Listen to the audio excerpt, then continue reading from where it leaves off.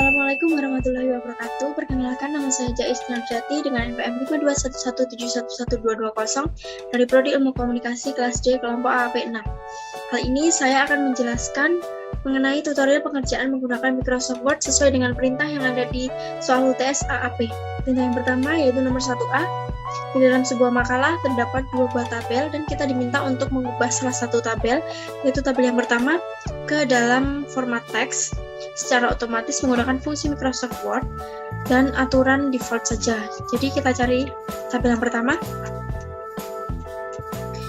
Ini dia tabel yang pertama, kita aktifkan saja. Lalu akan ada menu tambahan, kita ke menu tambahan layout, kita ke bagian data, ada convert to text, kita klik, lalu kita oke saja. Untuk perintah yang kedua, nomor 1B, yaitu mengubah tabel yang kedua dengan lebar setiap kolomnya berukuran sama, yaitu 2,5 cm. Kita aktifkan, lalu kita ke layout. Di bagian cell size ada WIDTH ini adalah lebarnya. Kita ubah menjadi 2,5 cm, kita enter. Nah, jadinya akan seperti ini. Untuk perintah yang selanjutnya, nomor 1C, kita diminta untuk mengubah semua kata asing menjadikan format italic. Nah, di dalam makalah ini terdapat lebih dari 20 kata asing dan kita diminta untuk mengubahnya ke format italic. Kita ke home, replace, find what, kita isi dengan kata asing dan replace with asing. Kita ke more, format, lalu font. Di sini font stylenya kita pilih italic, lalu kita oke, replace all. Nah, di sini kita mengubah 30 kata asing ke format italic. Kita oke, lalu kita close. Lalu untuk perintah selanjutnya, nomor 1D, kita diminta untuk membuat daftar isi secara otomatis. Nah, daftar isi biasanya ada di awal. Kita buat page baru. Terus di sini kita masuk ke menu reference, table of content. Kita pilih saja yang pertama.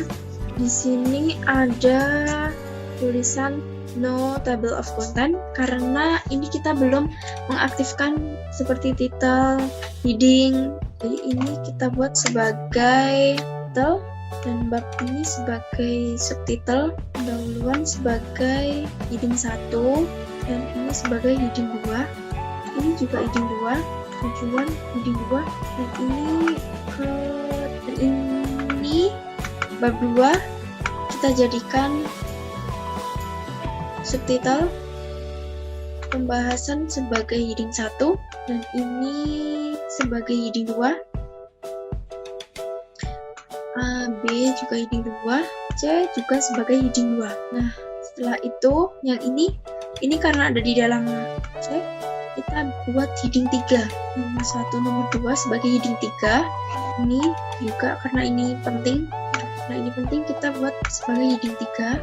Ini juga perlu heading 3 dan ini sebagai heading 2 karena ini D, dan ini balik lagi ketika kita buat sebagai subtitle. Ini heading 2, kesimpulan sebagai heading 3 dan saran juga sebagai heading 3. Nah, kalau sudah, kita kembali ke halaman pertama, daftar isi yang ini. Nah, secara otomatis daftar isinya akan terbentuk menjadi seperti ini. Sudah. Untuk perintah yang selanjutnya yaitu nomor 2A, kita diminta untuk mengatur line spacing menjadi 1,4 lines. Jadi mungkin kita blok, kita ke home, di menu paragraf kita pilih ini, line spacing option, lalu kita isi sebagai 1,4. Lalu kita oke.